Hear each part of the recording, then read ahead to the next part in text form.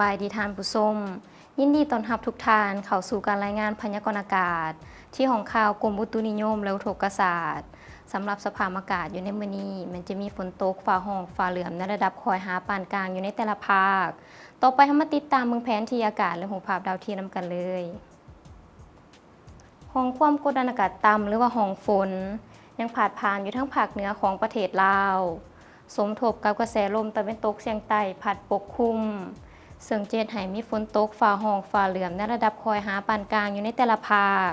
และจะตกหนักพร้อมมีลมพัดแห้งอยู่บางท้องถิ่นต่อไปเรามาติดตามเบิ่งสภาพอากาศอยู่ในแต่ละภาคนำกันเลยภาคเหนือด้านตะวันออกอากาศเย็นในตอนเช้าและจะมีฝนตกฟ้าห้องฟ้าเหลื่อมในระดับคอยหาปานกลาง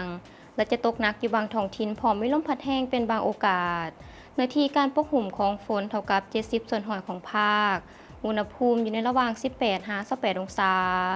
ภาคเหนือด้านตะวันตกอากาศร้อนพร้อมจะมีฝนตกฟ้าห้องฟ้าเหลื่อมในระดับคอยหาปานกลางและจะตกหนักอยู่บางท้องถิ่นพร้อมมีลมพัดแห้งเป็นบางโอกาสเนื้อที่การปกคลุมของฝนเท่ากับ60ส่วนร้อยของภาคอุณหภูมิอยู่ในระหว่าง22-33องศาสำหรับแขวงไซสมบูรณ์อากาศเย็นในตอนเช้าพร้อมจะมีฝนตกฟ้าห้องฟ้าเหลื่อมในระดับคอยหาปานกลางและมีลมพัดแห้งเป็นบางโอกาสเนื้อที่การปกคลุมของฝนเท่ากับ50ส่วนร้อยของพื้นที่อุณหภูมิอยู่ในระหว่าง21-30องศาภาคใต้อากาศร้อนพร้อมจะมีฝนตกฟ้าห้องฟ้าเหลื่อมในระดับคอยหาปานกลางและตกหนักอยู่บางท้องถิ่นพร้อมมีลมพัดแห้งเป็นบางโอกาสเนื้อที่การปกคลุมของฝนเท่ากับ70ส่วนร้อยของภาคอุณหภูมิอยู่ในระหว่าง24-33องศาสำหรับเขตภูเพียงบริเวณอากาศเย็นพร้อมจะมีฝนตกฟ้าห้องฟ้าเหลื่อมในระดับคอยหาปานกลางและตกหนักอยู่บางบริเวณพร้อมมีลมพัดแห้งเป็นบางโอกาสเนื้อที่การปกคลุมของฝนเท่ากับ65ส่วนร้อยของพื้นที่อุณหภูมิอยู่ในระหว่าง16-25องศารายงานอุตุเกษตรประจำอาทิตย์ประจำวันที่9มิถุนายน2025การขาดคะเนฤดูกาลในระหว่างเดือนมิถุนายนเดือนสิงหาคม